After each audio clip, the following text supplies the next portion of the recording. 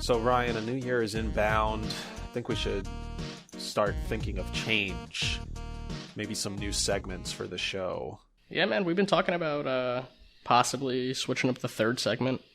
We currently have Skill Treat there. Yeah, Skill Treat's cool, but it just takes a lot of... At this point, it's like a little too much time and energy to like keep whipping up something for Skill Treat every episode. Yeah, I like it. I would like it more as an occasional segment. You know, as something that's relevant to the topic, or, you know, something that we were recently reminded of that we would like to discuss. Yeah, I definitely would like to, just in general, have more time to, like, think of something really good and be able to give it the due process like it needs, so that we speak on it, like, very well, very knowledgeable and such. And... also, like, the end of the show, you know, that's kind of heavy for the end of the show, right? We talk a whole lot about some very specific things throughout each episode, and then on top of that, we got to give you like some sort of class lesson at the end of it. Like, let's do some fun shit, dog. Like, what's some fun ideas we can do, maybe alongside with the audience? Like, what are things we can do that maybe the audience can play along with?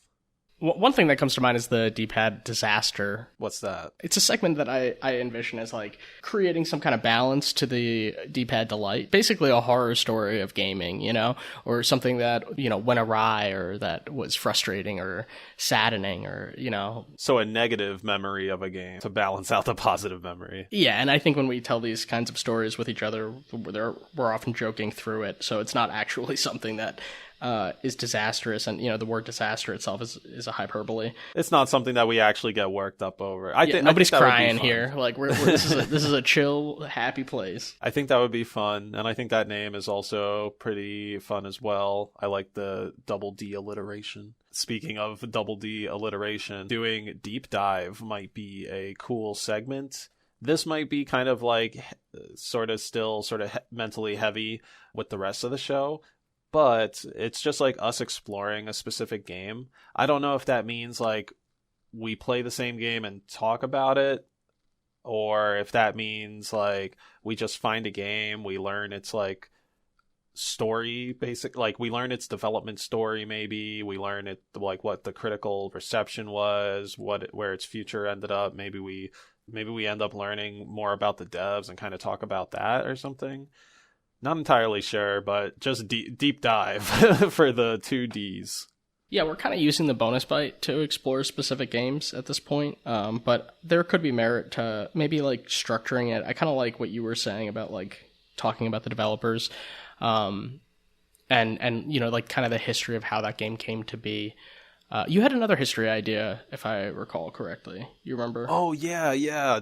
Oh, this one I'm kind of excited for. When I say kind of, I mean I am a lot, but it would definitely take some like time and research. But like on this day in gaming history, so like whatever day our episode would be planned to come out, we could look up like what happened in relation to the video games, like history and or industry, and just chat about it. Like it would be kind of like a sort of maybe a short to medium length Today I Learned type thing, except it's less about like us trying to teach people something, and it's more about like us learning something new and then sharing that with the rest of the crew. Yeah, that's a really fun idea. It would require that we like pay attention to our release schedule in advance, and I feel like that would, if that idea didn't come to fruition, I think that would be because of that reason. But yeah, that's a pretty small change, you know. I mean, or it's not like we're not looking at the release schedule, but you know, attention to a very specific date just takes a extra level of like planning and strategy. But it seems totally doable and kind of interesting, you know. I mean, I just like, you never know what you're gonna get with that segment. I feel like it kind of keeps people in suspense, like, oh, what did happen today, you know? Yeah, and it gives us a nice look back, maybe a more optimistic look at things compared to where we are now. Yeah, Carl's ruined by like post-2016 cynicism. I'll tell you what, ever since the Magnavox Odyssey, gaming's been going downhill, brother. I see more pixels, but I have less dollars. What type of society is this? this is totally unrelated to like segments and stuff, but like I definitely think that like we have not seen a massive like visual fidelity jump since I want to say it's either Xbox to Xbox 360 or 360 to Xbox One era. I think it's probably, yeah, not entirely sure. It's one of those two gens. I'm feeling closer to like 360 versus Xbox One era slash, you know, PS3 to PS4 generation. Like, I think that's where like the last huge like graphical jump happened. Because now, like, sure, everything is like looking fantastic and like beautiful, sure, but it's like still at this point definitely feels like just really sort of just incremental. Grumpy old man over here. Grumpy old man. All right, moving on to segments. Now that I've talked about history and ended up getting grumpy about it. A friend of the show suggested one-liner hot takes. The way I was envisioning this was like, let's say you deliver a one line to me, right? And this could go either direction, but something like, Sonic is the worst franchise, in the history of gaming, right?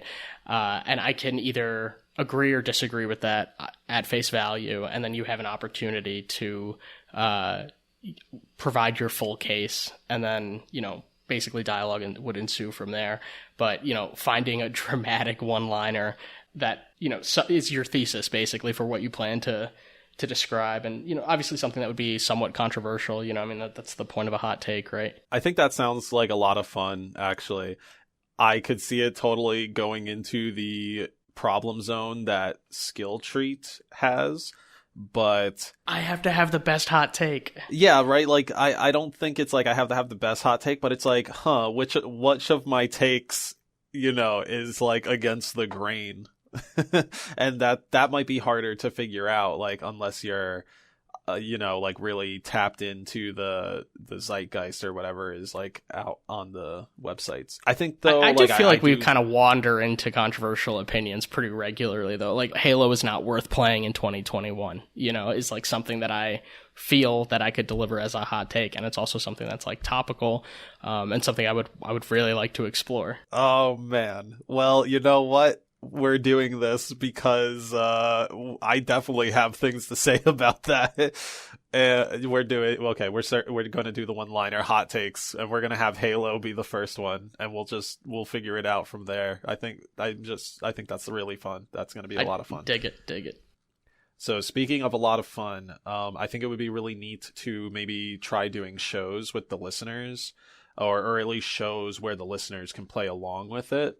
And we're not going to be asking people to like get whiteboards out or anything like that, but just something where like maybe they can like easily mentally like play alongside. So I'm thinking like inspired kind of like one of the Jackbox games. I think it was called like Guespionage, where you need to go like higher, lower, or like exactly this number when it came to like facts, statistics and percentages.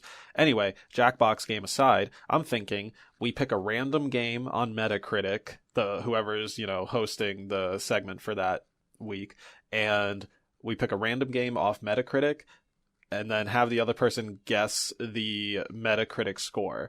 I'm not sure though. Do we have them just straight up guess the Metacritic score, or do we have the host, the person reading the question, say a Metacritic score and then have the other person guess if the actual score is higher, lower, or the same as the one that's presented by the host? I kind of like the level of mind fuckery with the having the host suggest a potentially false number. Yeah, that's funny that there's deception there. We could also do things like how many copies did GTA 5 sell? Like there are other things that involve numbers besides like Metacritic score that we could also incorporate, and we could keep a high-low same type mechanic. Yeah, I think that would be a lot of fun. I think we should just try it like a couple times. We'll run it ourselves, just like, oh, actually, you know what, that might actually be really fun to do with some of our friends on Discord, and then see kind of like what the general feel of it is with like just a very casual group of people. We could play it, you and I, solo if you want, just to like give it a dry run, but like I think this could actually just be kind of like a sort of a random fun game to bring up from time to time, maybe even turn it into a fun drinking game to play on occasion. Yeah, I'm thinking that the game show could also incorporate like multiple choice questions, or maybe like putting a list in chronological order, like, you know, like which game was, you know, order these games from first release to last released. And, that would be really dope.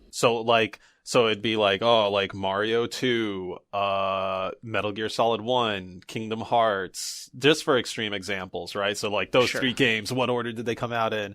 I think that would be really cool, really easy to put together, honestly, because of course we have all these things that come off the top of our head for the chronological order stuff. The higher lower, you may have already said, but what exactly is it the higher lower of? Like, is that just general higher lower? Like, hey, Mario 3 came out in 1984, higher, lower, or the same? Like, is it like the Metacritic game, but like just with now different numbers? Okay.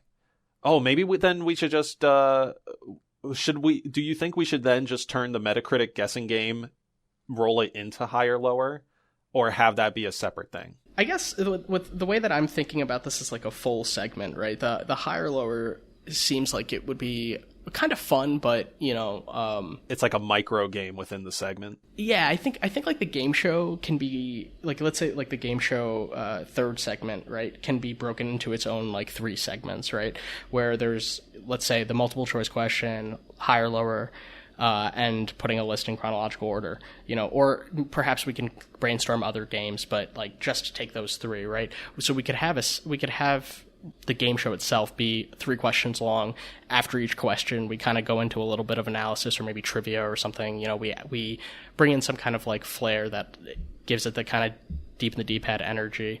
But it's not just you come in for 1 question or 2 questions that are the same format, and then we pull the plug. Yeah, I think that sounds really cool.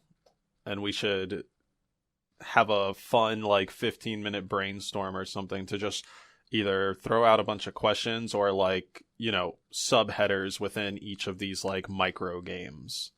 And that way we can just, like, you know, really have fun with it. If we want, we could try it out on some friends and see how it goes before we take it into the show, or we just try it out with the show and like see what happens. But I think that would be really cool. I really like the thread of like, not game show per se, but I do like the thread of like doing a game or something interactive with the audience by the end of the show. Yeah, I mean, for a show that's about gaming, to incorporate a game, you know, and yeah, that does seem like a logical step. It would be really funny if we went like over the top game show with it, though, just like to like if I got all the sound effects and yes, stuff. Exactly. Like, That's exactly what I was thinking. I would be very into that. Actually, maybe we'll explore those options, like if I could find a good sound library, but that would certainly take like a lot more effort on both like editing and us actually during the recording, like giving